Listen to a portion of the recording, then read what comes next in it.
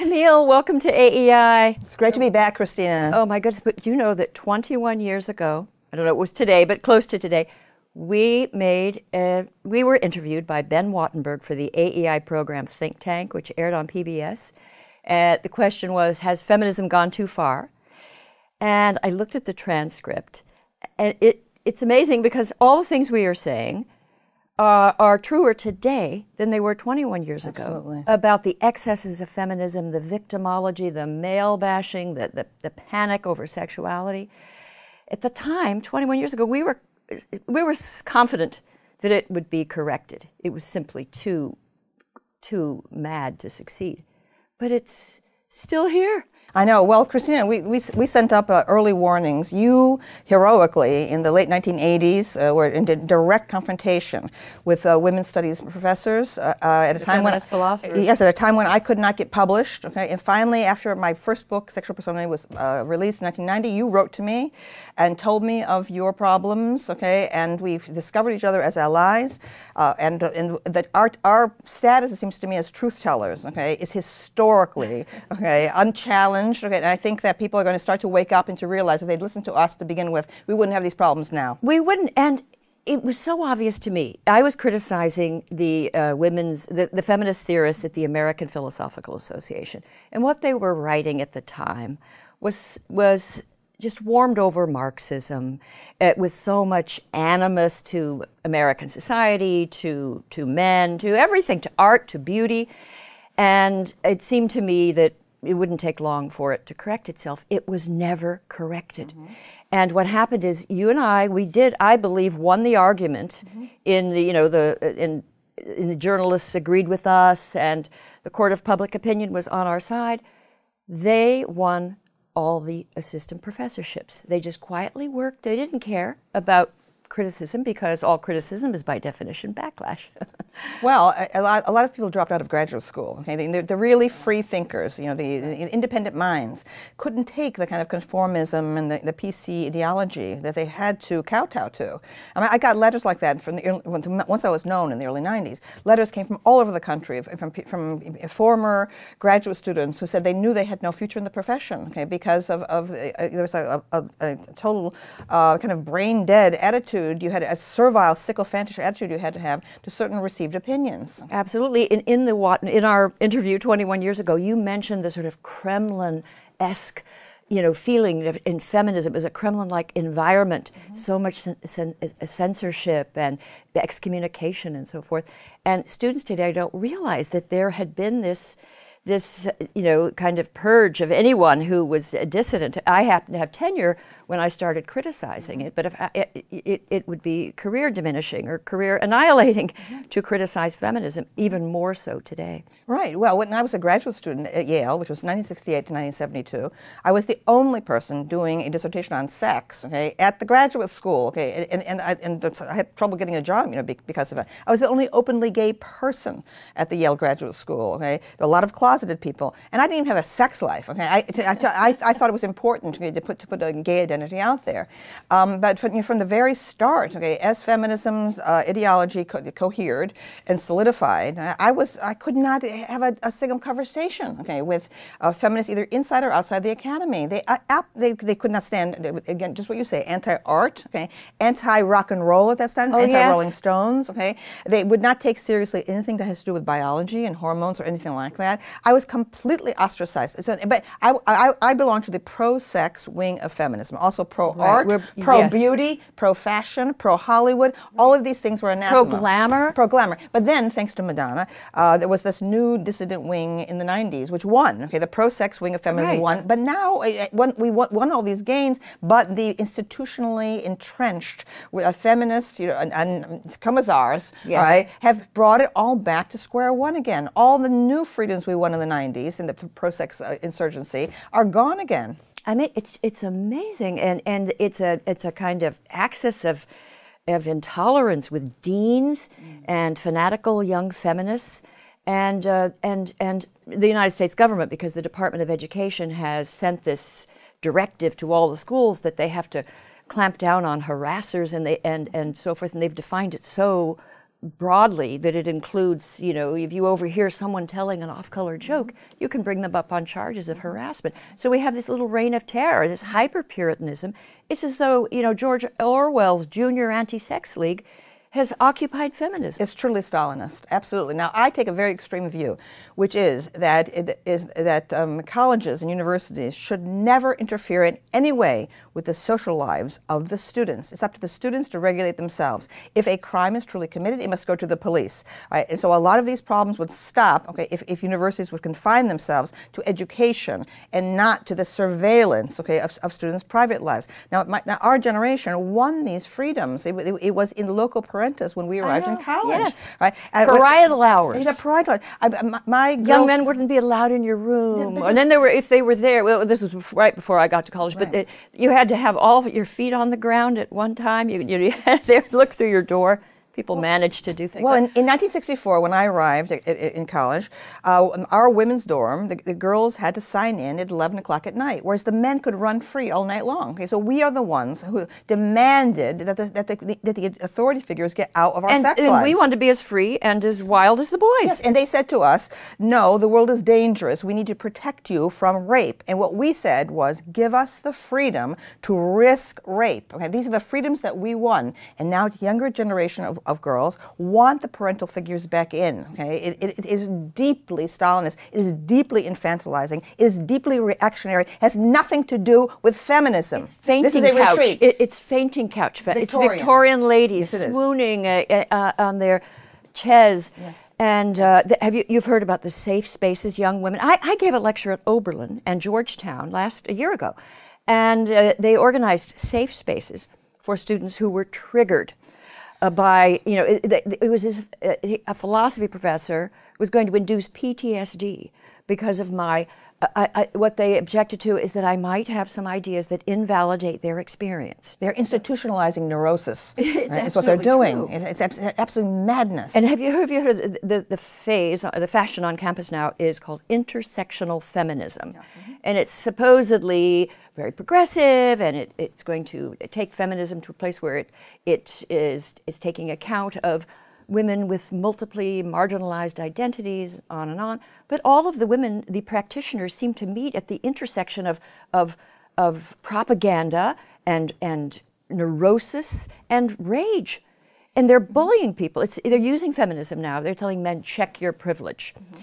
And well, I think it's a good idea that feminism be critiqued by class issues, because what I have said all along is that what is being demanded is a kind of bourgeois protection, okay, a white middle-class girl, okay, a kind of style, okay, the perfect little girl emerging from her parents' living room wants the same kind of protections on the college campus. Right? So I've always felt there was a bourgeois element in this that was never sufficiently critiqued, and that what I see on the street are Latino women, African American women, okay, who may be middle class but have a working class background, as I did, as an from an Italian immigrant family, who are able to handle themselves on the street, able to speak back, don't mind having strong voices and strong gestures. Well, intersectionality started with those women.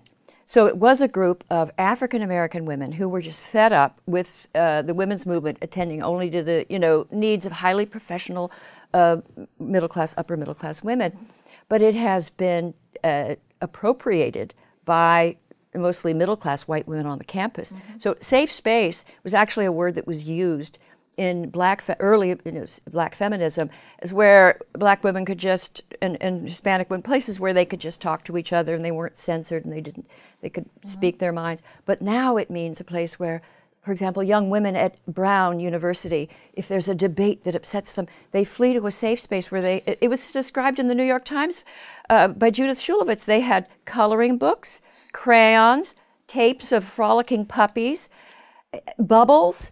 I mean, this is what feminism has come to. And it's what education has come to, okay? Absolutely. The definition down, they're therapeutic, what can I say, therapeutic resorts is what education has turned into. Oh, yes, they have feeling circles.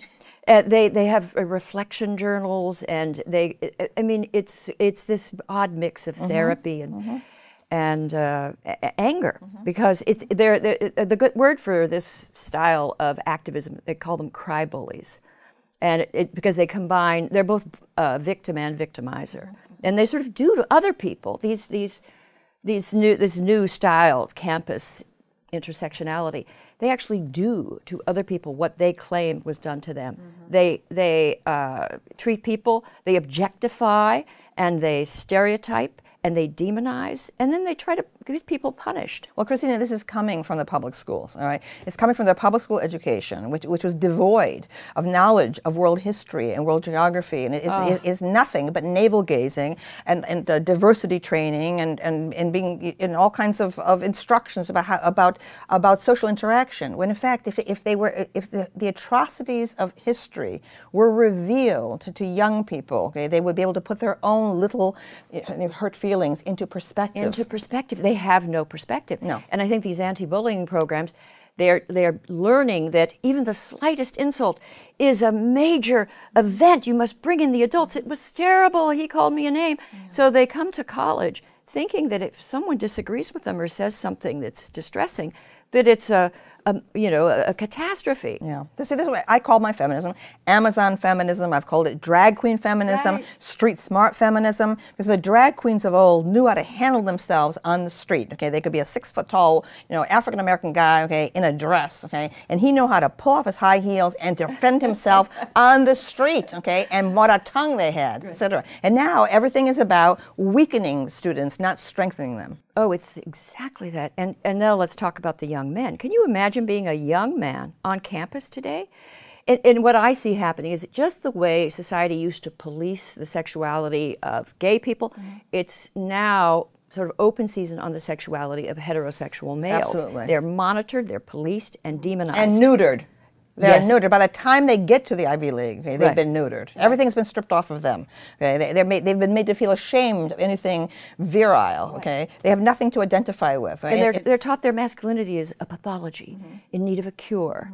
And then it's offered to them in these gender studies programs. And it's not just gender studies. Now this philosophy that demonizes men, it's throughout the curriculum, and you're absolutely right, it's going on in the high schools. Yeah, it's coming early on, okay? So you have, and so then people wonder, why are video games so violent, okay? Why is there so much porn on the web? Why? Because the imagination is being repressed and censored, okay? And forcibly cleansed of anything that's authentically animalistic or sexy or vibrant. Okay, so you have all of the imaginative energy of the universe now going into these other forms, where it becomes much more violent. And when people see it, they go, "Oh, this is so atrocious, this is so awful." Well, guess what? Okay, you've made a whole area of life impermissible. You made all kinds of human desires and fantasies impermissible, and so it has to come out someplace, and that's where it is. That's right. And what happened last year was a group of cultural critics from, I guess, liberal arts colleges started writing for magazines for video games. I mean, websites and these cultural critics started to attack the gamers and tell them that their games were sexist and that they were contributing to the rape culture. And the gamers were not like the young men at the Ivy League. The gamers fought back. This became known as Gamergate. The press has completely misunderstood it and defamed the gamers. They were just defending a hobby that they love. And I made a video about them in my Factual Feminist series and defended the gamers, and then they started to call me based mom. And I am a mom, and being based means being sort of authentic, genuine, no nonsense, and cool, so that's good. And so I'm sort of based mom on Twitter. I've been talking about you and sending out your things. They call you a based goddess. Oh, for heaven's sakes. Fantastic. So the gamers they appreciate what we're doing because they had to fight the battle all by themselves. They were confronted, and there are subcultures out there, groups of people that, hobbyists who read comic books, and now these gender critics are coming in. They're not just in the universities, they're in all the subcultures and turning them into very unhappy places. But they made a mistake when they went after the gamers, because the gamers fought back, and the gamers know a thing or two about winning. They like to win. Well, the entire world of animation and video games and cartooning, this is the realm of pure imagination, and it must be protected. It's like art, okay? It is. It's the art, and and the world of gaming is diverse. And if groups of women, I mean, there's a small group of very cool gamers. It's mostly guys and a small group of women. But if women want, I don't know, if they want video games about Downton Abbey or something, they can make them. When you see, it's like when you are not exposed to complex works of art, like Dostoevsky, for example, right, then you end up with a simplistic view, okay, of human life. You see this utopian view, somehow everything can be, you know, like butterflies and birds and so on. And the dark side, okay, of human existence is completely missing, okay, from these people's experience or study. Now our generation, I think, was more realistic because our parents have been part of the Depression, World War II. The Holocaust was huge. Okay? Absolutely. And so we had a sense of reality about what is important, what is barbaric in human history. Okay? And it's this idea that you can micromanage reality down to the pleasant. It's like a kind of Doris Day view of existence. It's like so reactionary. People don't realize it's sentimental. It's middlebrow. Okay, it does not belong on a college campus. And they are so sanctimonious about it. The sanctimony alone is enough to drive you mad. And what the students are doing now, and this is at Oxford University. I think you know about this. The young women are demanding trigger warnings for anything that's, you know, violent or unpleasant in a classroom. And so I'm thinking, again, trigger warnings in a history class because you're going to study law. I think it also had to do with study of law. Oh yes, and anything that had to do with like rape cases, they had to have a trigger warning. Well, there's a group of professors at Harvard Law School who are opposed to this because they have young women who are going to be studying law, for some of them to be litigators, but they do not want to hear even the word violate. They've been asked to excise upsetting terms. Well, this is what is this? What kind of world are we going to have when these people graduate? It is so regressive. It's like the era of the Hollywood studio production code, when violence was also, you know, censored out, not just sex, and that's why Alfred Hitchcock's Psycho in 1960, you know, changed modern film and opened it to, you know, all kinds of representations of the reality of human existence. Right? I think that, you know, from what I can see, most feminists seem to lack a sense of of psychopathology. They don't understand the most extreme manifestations of human psychology. So they think they can micromanage everything. They think that they can somehow fine-tune the entire world to be entirely safe. Okay, the world will never be entirely safe, okay, for any human being, male or female. Okay, the idea that somehow a girl going out at night, okay, alone, okay, is going to, as long as everyone has graduated from an elite school, okay, be somehow protected against an attack from a maniac, right? From a maniac, from a psychopath. And if you tell a young woman you should not get, you should not binge drink, and then go out and, you know, walk around. You're courting danger. Oh, well, tell men not to rape. Don't tell us what we have to wear. It's called blaming the victim. Okay, if you try to give good advice to be street smart, okay, about how you dress and how you behave, and to be aware of your environment and know how to handle yourself in a potentially dangerous environment, that's called blaming the victim. And it's not that men are predators, but there are predators among men. There are truly insane people. Yes. The human mind remains primitive. The human mind remains half animal. Okay, and if you completely remove biology from your consideration, then you're going to end up, you know, with this kind of Girl Scout code. They have this like Girl Scout, you know, view of because it's all socially constructed. Yes, it's all, and so we can just rejigger it and re-engineer it. They are in this fantasy world. They think that they can produce a sexual utopia when all of the excitement and interest of sexual relations comes from potential danger. Guess what? Gay men have known this for thousands of years. Gay men go out everywhere around the world, okay, and court danger and death. Okay, every time they pick up a rough trade on the street, okay, happens all the time. Do you hear gay men complaining all the time? When gay men trying to micromanage the entire world so they can pick up strangers, okay, in bus terminals, okay, without danger? No, gay men find the danger a kick. Now, why is it then that men, okay, have that kind of more sophisticated sexuality, but no, girls are still children. We must always protect them. Okay, they're tender flowers. It is so regressive. This is not feminism. I know. Nor is it modernism. It's as you say, Victorian. It's Victorian. Yes. And it's also you take and feminism is full of so many bad ideas that should have been laughed out of court.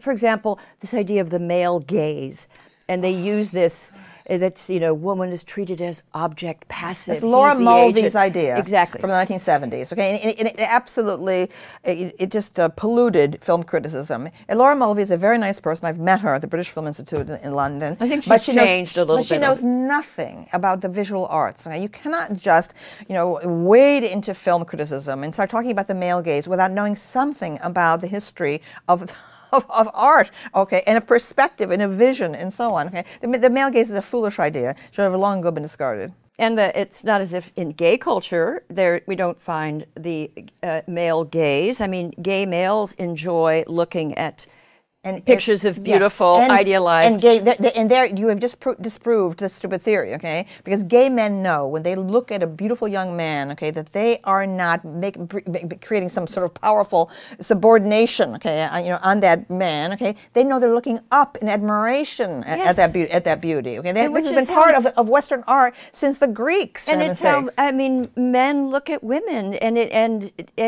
yes, they're enjoying. But they're also often intimidated. Very intimidated. And biologically, okay, it appears to be that the visual apparatus is much more connected to male sexuality than it is in female terms. And this is why women don't understand. They think they can put on every kind of sexy costume, and it's merely decor. That it does not carry its own message. Right. Right. It's right. Because they don't see things as visually as men do. Okay. I don't know whether I have the male gaze or what, but I totally understand this. Okay. There's a tremendous charge in female sexuality. Women today, young women, they want to wield the power of female sexuality without then accepting any of the consequences of it. That's right, and it's I think what we're seeing now on the campus is we have this hyper-Puritanism, this policing of sexuality, and then all of these functionaries, the apparatchiks, the universities. I read the University of North Carolina has 40 or 50 sexual harassment, sexual assault. Oh my, what a waste of money. You know, workshoppers, and they're busy. They go back Parasites. and forth. They go back and forth to conferences. They get new ideas, and you know, it used to be that a lot of the theories we objected to, they were inspired by French philosophy, and there was a lot of obscure nonsense.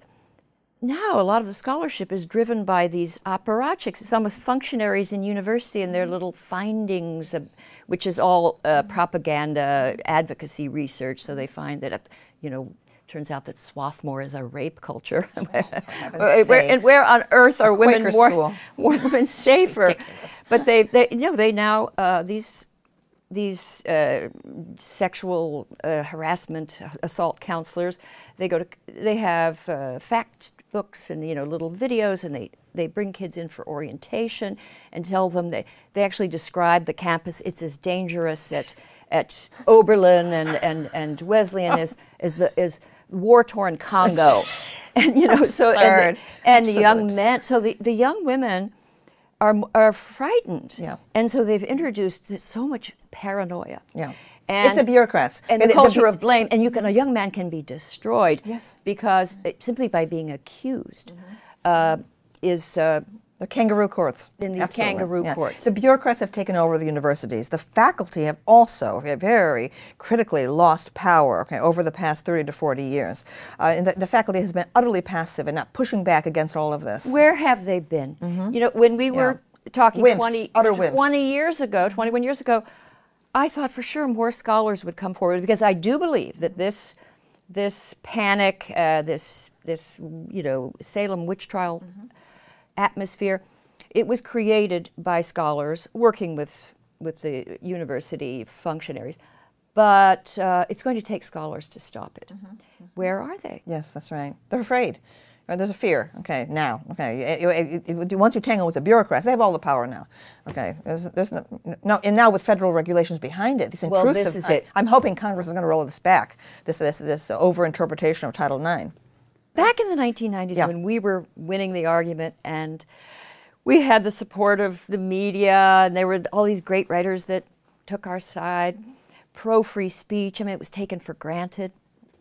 And people would make fun of the courses. They would look at the MLA, and there would be these silly courses on, I don't know, cross-dressing in medieval Valencia, or autoeroticism in the early Jane Austen. Right. And it was fun. And then the media, I think, got a little tired of it and thought it had gone away. It didn't go away. It got much worse. And if you look at the curriculum now, the courses that kids take, on Twitter, there's a Twitter site called Peer Review. And all he does is report abstracts, show abstracts in journals. It's so shocking. And it never ends. And you think they've reached the ultimate of madness. I mean, there was an article, just to give an example, and this isn't the worst, feminist glaciology. It's a feminist study of glaciers. It draws on feminist post-colonialism and feminist political ecology. What are these fields? There's a field, feminist political ecology. What do they read? And it must just be slogans and you know, mixed with a little propaganda, a little paranoia thrown in. One course after the other. So are they taking history of Western civilization? Are they learning about art? Do they know major historical figures? No, but they know, they could talk about, you know, these arcane little propagandistic topics. Yes, so the core curriculum was abandoned, okay, as these new microfields came in, women's studies, African American studies, and so on, and identity politics sort of changed the curriculum in the 1970s. So then all of a sudden the whole history of Western art, well, that's you know, that's classist, it's racist, et cetera. We have to abandon that. And so what you have now is a whole generation, in fact 2 generations probably, of graduate students who are incapable actually of ever teaching in a broad narrative way, okay, the old wonderful survey courses. Right. Now what I'm calling for, okay, is an attack upon the curriculum, a reduction by 60% of all these electives, these silly electives thrown out, okay, and a compulsory return, okay, to teaching within these core ideas, right, that are oriented toward ancient to modern. Because another thing, in addition to what you just mentioned, the fragmentation, is that too many courses now are dated in the present.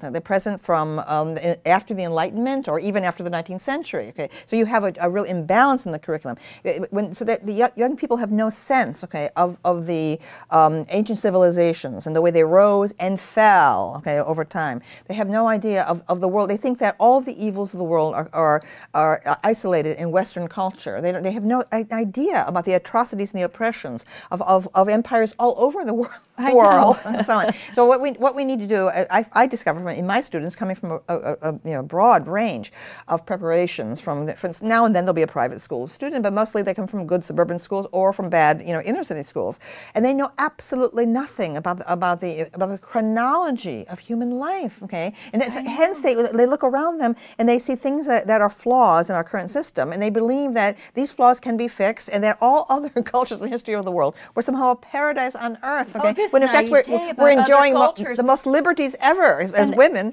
All these students who are so hostile to the United States because it's a capitalist, cis, heteropatriarchal, oppressive, imperialist system, these sorts of terms are taken seriously. Well, compared to what?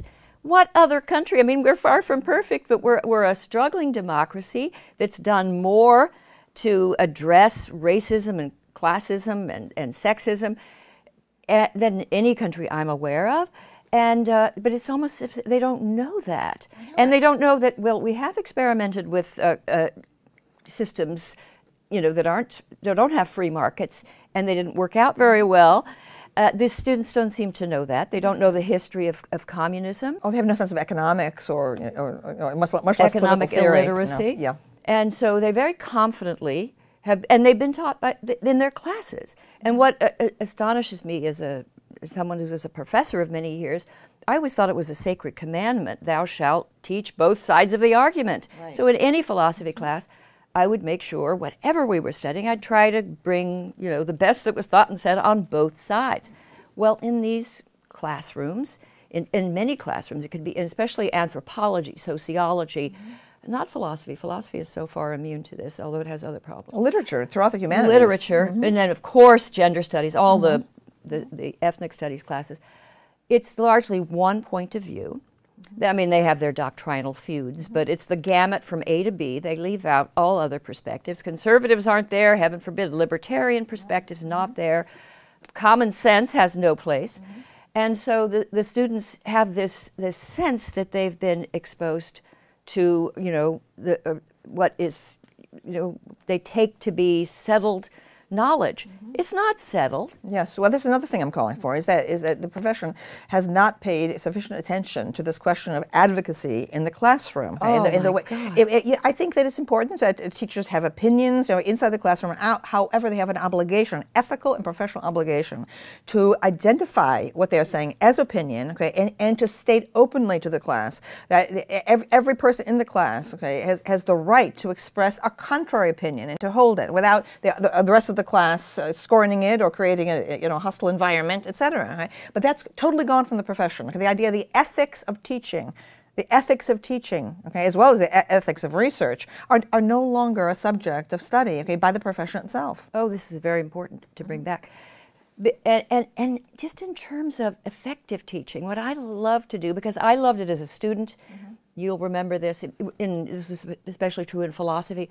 You would read a set of philosophers, let's suppose philosophers defending free will in a metaphysics course, and you would, you tend to agree with them as you read them. Then the teacher would switch and you'd read the determinists and the critiques, and then you would think, how did I ever believe that? And you have that wonderful intellectual experience of changing your mind or realizing that I'd been wrong, now I'm right, maybe I'm wrong. And then you have this, you develop this sense of some humility that you have to, take into account a full range of opinion. This is what I did in my philosophy class. This is what every textbook I ever saw in philosophy does this. But on one occasion, and this is probably what prompted me to start criticizing feminism, the chair of my department asked me to teach a women's studies course, feminist theory. And I sent away for textbooks. And I thought, okay, I'll teach it. I mean, I'm a feminist, I'm a philosopher, I'll teach feminist philosophy. I assumed, I don't know what I thought it would be, historical figures saying some terrible things and some good things. And then I thought maybe it was people pro and con abortion or surrogate motherhood, affirmative action. No, what it was a series of rather paranoid texts. These were feminist philosophers writing these, smart women really, but they were ideologues. The readings were mutually reinforcing. Right. And there was a lot of false data. That's where I became alert to the role propaganda. You take these sensitive, mostly young women in these women's studies classes. They hear that 1 in 4 of them will be raped, that they're going to be cheated out of 25% of their salary, and have a massive loss of self-esteem. And that's only if they're not already dead from an eating disorder caused by, patriarchal standards of beauty. They learn this, and these sorts of things were in the textbooks. And I was just appalled at the lack of balance, and as I said, the propaganda and then the ideology. So that's when I went to the American Philosophical Association, read a paper criticizing, and I thought, like other times I'd been there, you argue, it's combat, and I was prepared for that. And then you go out for drinks. That's typically what happens. Well, we did not go out for drinks. The room was full of feminist philosophers. Some were hissing, stamping their feet, and I was excommunicated from a religion I didn't know existed. And then it was a year or two after that, I think I was reading the New York Times, and it was about this woman, Camille, Paglia. I wasn't sure how to pronounce it, and I was riveted. And soon after, you spoke at MIT, and I went. It was a rainy night. I went out. It was at Brookline, and I had a little child at home, but there was nothing to keep me away. And the room was filled. There were all of MIT. Thousands of people. And already they had videotapes in the hall, video cameras in the hall, so students could, screens, so students could say. People came from all over the Boston area. Were there. They had the police there to handle the crowd. Yes, they had the police there. And I think that evening, you may have deprogrammed, 1,000 students. You were there, and you were just telling the truth. Well, half of the crowd was against, half was for. I felt like I was like steering a ship on a stormy sea. I did some of my best improv comedy ever that night. I was putting them on. If only we had that on tape. These days we'd have you on YouTube. Millions of views. So there's a transcript of it. Okay, it was one of the most thrilling book. Intellectual experiences of my life, and for all those students. And I remember there were a group of people, I forget, they had a name for themselves. They were all dressed in black. And they're funny, and they came to protest your views, I guess on date rape or something. And they came, and they were going to make trouble, but then they were so outnumbered, and they were sort of mesmerized by you, and I sort of watched as they quietly melted away. So you see, because they were very used to disrupting speakers who read prepared texts, and I do improv, okay, in controversial situations, and it's very difficult to deal with, because everything negative that came from the floor, I would just like do something with it and throw it right back. Well, that's the way to do it. And I was trained in the school of Joan Rivers. Oh, that's the way to do it. Yeah. As God is my witness, I will not read a speech again. It's just not on camera. No, it's actually not a good idea. It's better just to talk to the audience. So this is what happened a couple of weeks ago.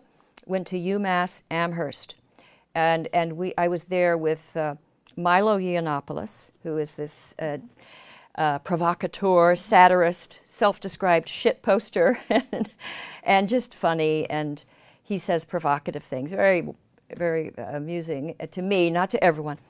And I have to correct him. He does go too far. So he's sort of like it's not really good cop, bad cop. It's more like concerned mother and wayward son. And we go to camp. We've gone to a few campuses together. And then we had a comedian, this wonderful comedian, Steve Crowder.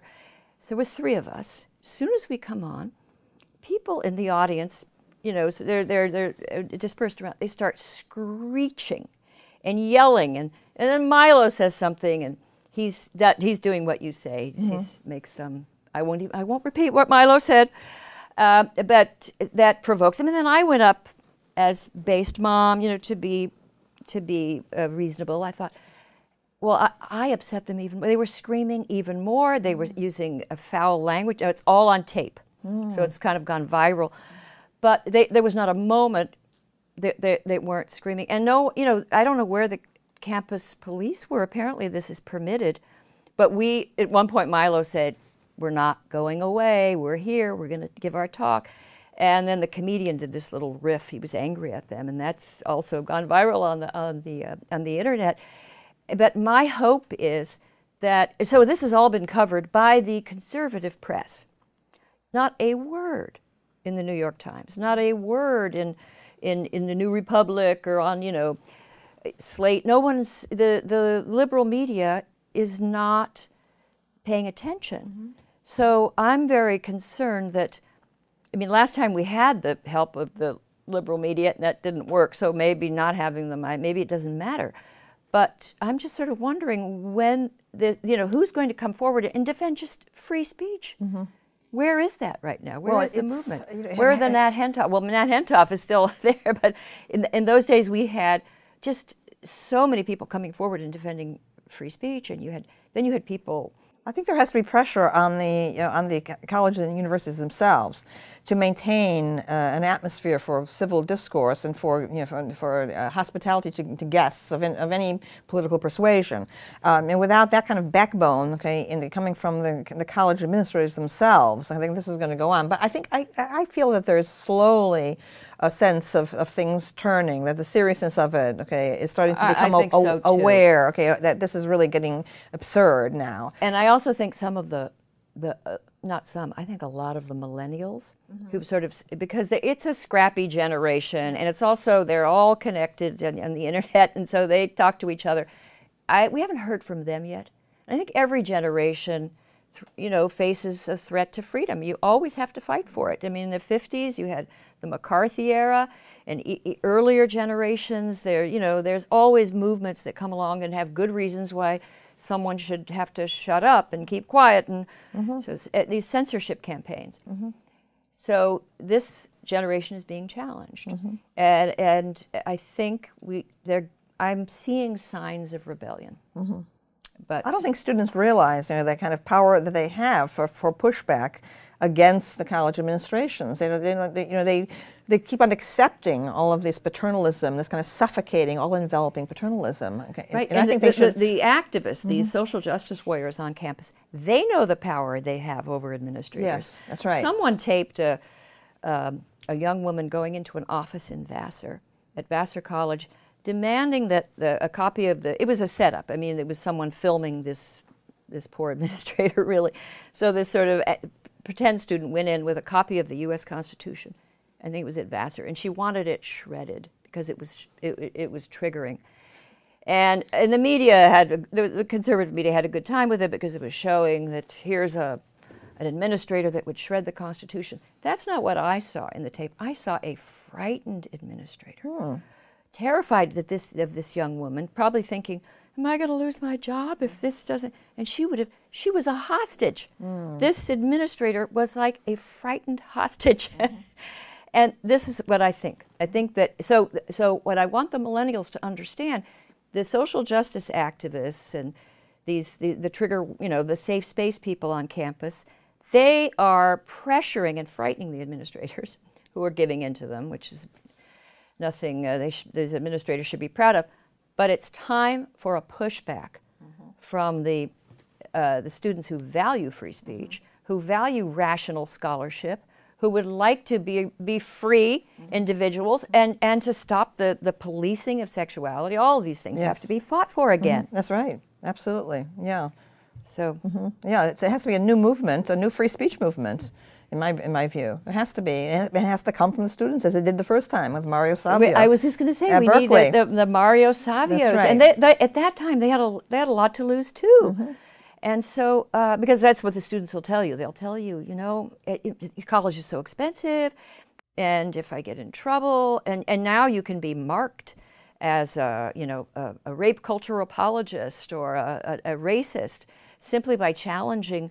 Simply by asking for an open debate, you can be. There's a lot of, stigma. Well, the administrators are, they are now running essentially a business. Okay, the colleges are all competitive with each other.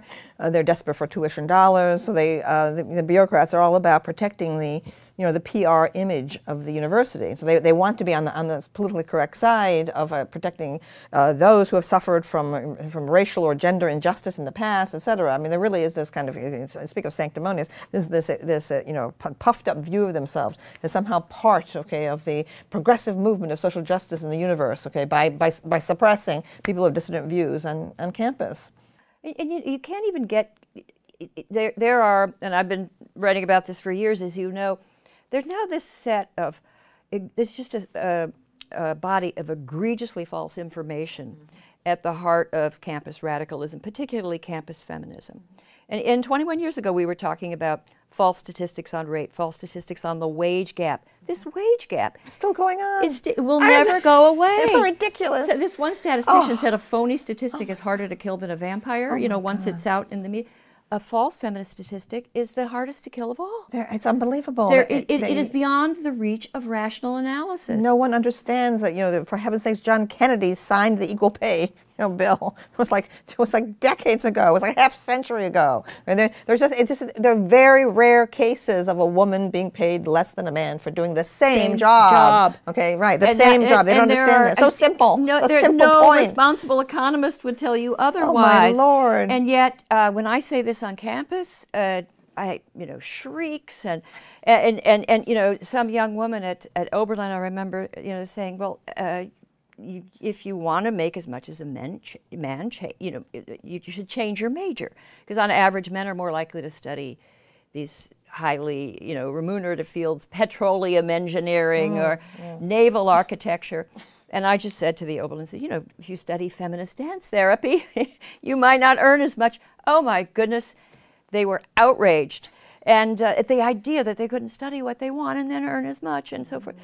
And they carry on, but so we've got this propaganda. There's no way to correct it, and then you get shouted down on campus if you even suggest. Well, the biggest gap in women's studies is the failure to have a requirement about biology. Oh, well, there's no reference to biology. You've had now 40 years of women's studies, right, with the social constructionist view of gender, without the slightest reference to hormones or endocrinology or anything else. 40 years of women's studies, and I think we know less about gender than we did when they started, for this very reason, this dogma. Oh, that men and women are the same, that we're cognitively interchangeable. We're blank slates at birth, and society inscribes gender on us. Yes. It's absurd. Yes, as one feminist philosopher said many years ago, we're all born bisexual, and then through socialization, we're transformed into gendered human beings, one destined to command, the other to obey.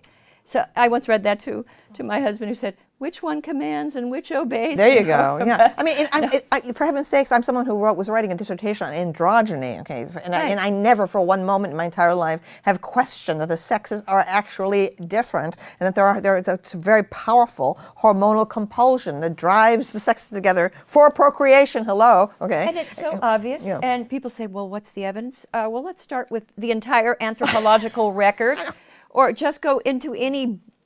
Just look at a magazine rack, and it's clear that men are looking, on average, I'm not talking about all men and all women, but on average, there are different propensities. Men have 8 to 10 times the amount of testosterone, okay, circulating in their bodies than women do. Okay, I mean, as if there aren't consequences from that. But of course, this subject is something utterly untouched. Okay, in gender studies, you could graduate with a degree in women's studies and know nothing about it. Nothing to know. And so.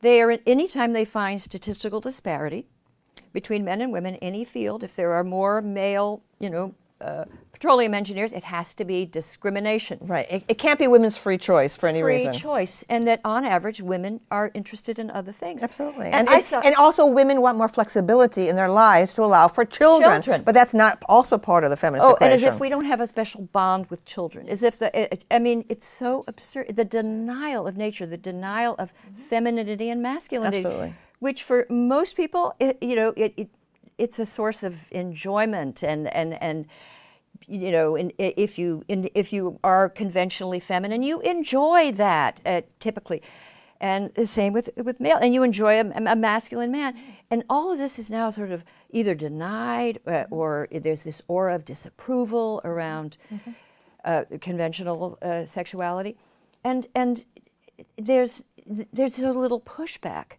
in the academy. And so, well, it's because there's no knowledge. Okay, and people are just settled, okay, and sluggish within their little cells, the ideological cells, and there really are very few truly inquiring minds left. Okay, no true intellectuals. Okay, really in the academy. The academy is now, of course, the colleges and universities have never been known for producing free thinkers. Okay, it is after all a bureaucratic entity, the academy. But that's what if we want intellectuals, this is. So the present system is certainly not the way to produce them. Oh, I'm just wondering, what is this generation? Are we going to have some great public intellectuals coming forth who aren't just spouting dogma You think that slogans? the web would allow people to have free and independent thought, but no. Oh no, you have these people, and these little Twitter mobs that are policing everyone. Oh, absolutely. You'll have. These incidents, this poor comet scientist who wore the wrong shirt to a press conference, and then, they were hysterical on the internet to punish him and censure him, and these kind of things happen. The parochialism of their minds, the banality of their minds. Okay? I know. Why aren't more people like us? Why don't more people see it? Well, we're the product of a certain time. Okay, I realize that now, and I'm trying actually not to be too hard, okay, on the young people today, because they didn't have our kind of background. Okay, our parents and the comedians, Mort Saul and Lenny Bruce, and then George Carlin, comedians, and Richard Pryor, and so today the comedians aren't allowed on campus. Yes, that's right. Triggering and they don't want to go. Humor comes from violating taboos. Okay, all right. If you have a taboo about women or race or anything else, then you're attracting humor toward it. Okay, any rigidity attracts humor because satire breaks up the rigidity. So anyway, my question here is.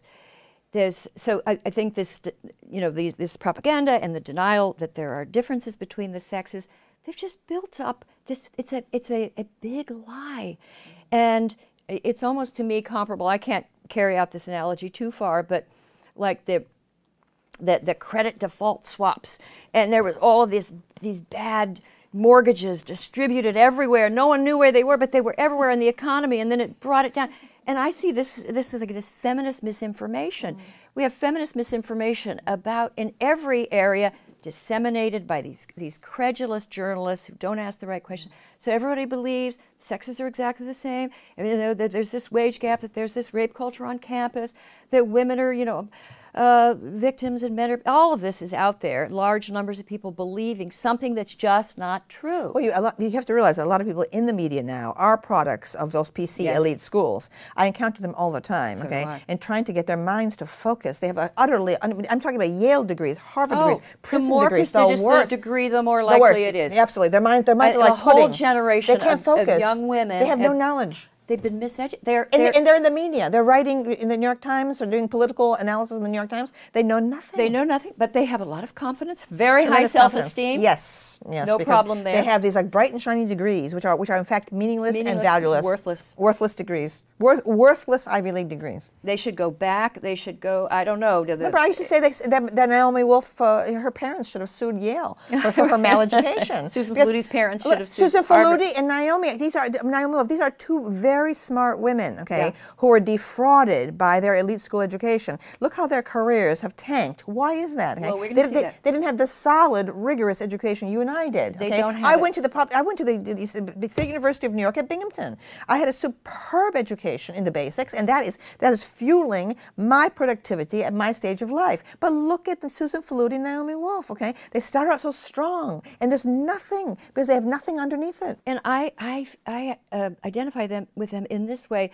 When I came from Southern California in the hippie era, I was a flower child, and so if I had come to college and they had courses, if they had courses in witchcraft, I was interested in that. My friend in high school was Mimi Simos. She became a witch. She was a brilliant girl, but she became Starhawk, and I don't know. We were friends, but then she became, maybe we could still be friends. I wouldn't want her to put a hex on me, but I went to NYU, and I would, if they'd had kooky majors, I would have gone, in for them. I would have been a witchcraft major, I think, maybe. But the most interesting thing I could find was philosophy. And my philosophy professors at NYU, it was clear thinking and rigor and precision, rules, and coming as a flower, I thought it was far out. Yeah, I thought it was. They were. We read this book, Language, Truth, and Logic by A.J. Ayer. It was a very extreme kind of a statement of the need for a logical rigor in your thought and so forth. And I loved it. I fell in love with it. And I slowly, class after class, I had reading the great philosophers, and I slowly became a disciplined thinker. I like to think that I did. But I always knew, how I once saw the world, and then the transformation. Of course, that's what I hope to do in the classroom. What I see now is that 17-year-old, 18-year-old Christina coming from the California flower child culture, and a lot of kids are coming from all sorts of backgrounds. Say that you come to school, it would be reinforced. It would be catered to. I couldn't, and you could run to the dean. I could have run to the dean and say, well, I'm not really giving the courses that I would like to study. You can design your own major. That's right. It's cafeteria style The now. cafeteria style. And it's even in the museums now. Oh, absolutely. I was just the recently. Museums. The museums. I was in Portland. Horrible. Never mind. I was in Portland, and I went to the local museum, and there was a beautiful display of some Indian artifacts and some exquisite photographs of Indians and Native Americans, and the works of art. It was all beautiful. But in every room there was some feminist art historian had written a hectoring little description. Censoring and talking about the gaze of the tourist and all this kind of deconstruction, and so you couldn't learn about the art and you couldn't enjoy it. It had to be mediated through the mind of this fanatical an ideological perspective had to be filtered through, right? The judgmentalism, the moralism, the guilt tripping, and so on. It was one big guilt trip. An actual encounter with an artifact from the past, and a sense of awe, and reverence before that object. No, we have to have this interposed contemporary figure hectoring us. Exactly what you say. Us. Yeah. So that's the sermon. They're new preachers. The new scolds. It's a new Moreland. Scolds. They're perfect. scolds. Perfect. The new scolds. They're scolds. They're pests, and. But it's now not, so we see it going into the media, that's a given, and now in the museums, and then there's this cultural appropriation. this is one of the new ideas that, if you, at some level, a lot of this there's a kernel of wisdom that, you don't put on blackface and essentially demean another culture in that way. But now they're going after yoga classes and that sort of thing. You're not supposed to say namaste. That's going to put all of Portland out of work. It's nothing but yoga studios. But I don't know. But in now performances of the Mikado, the Gilbert and Sullivan, people are saying, oh, well, that was cultural appropriation. It's demeaning. You had a museum in Boston where they have beautiful kimonos and on display, and you can have, well, now they were protesters. And the protesters didn't seem to be from, it's almost always people that aren't in that culture that are the most shrill. And so the Boston Museum, the Museum of Fine had to apologize. Oh, I don't believe it. So this is going on. So it's, it's permeating the culture. Yep, yes, and I want it to stop. Yes, that's right. Right. So it's so unsophisticated. Okay. This is not the way. Anti-intellectual. This is not the way that you contemplate history and art. Okay. Through these, the contemporary political filter. This distorts the true meaning of history and art. Trivializes. And trivializes. And that's what I see with students. They're not having these encounters with great works of art. Right. And that's what a teacher should do. We were produced by a great books curriculum. We always had, no matter what, even if you had a bad teacher, you always had a classic. And so they've been... a sense of respect for the greatness of the work, not this debunking, now they have sneering, a sense deconstruction. of superiority. Exactly. Oh, this is like a product of all kinds of outmoded racial or gender paradigms and so on. Yes. Give me a break. Okay. The whole history of the world is seen through this contemporary lens. It's absolutely, and that's why we're not getting any important intellectuals and young writers, young analysts. Okay, if you're ever going to get any, they have got to start going back to the library and finding other independent thinkers, because they're certainly not being presented with them in the classroom. They're just not. No. So that's the message you're going to students today. You cannot depend on your don't depend on the teachers. No, distrust authority, resist authority, and go and find what you need in the library. And don't just sit there on your rear end in front of the computer, because the computer self-selects, for you. Okay, that's you're right. You're not going to find. You have to go and physically engage with the things on the shelves. That's what I did. I ransacked the Yale University Library. And our universities have been, someone called our universities islands of repression in a sea of freedom. Students have to liberate their islands. So we're here to foment rebellion. That's right. That's right. Yes. Well, thank you, Camille. Well, great, Christina, as usual. So I hope we always agree. 20 years from now, and oh goodness. That's right. Okay. And it'll be free again, and liberated, and let's hope free speech is restored. Yes, and sanity. Well, thank you.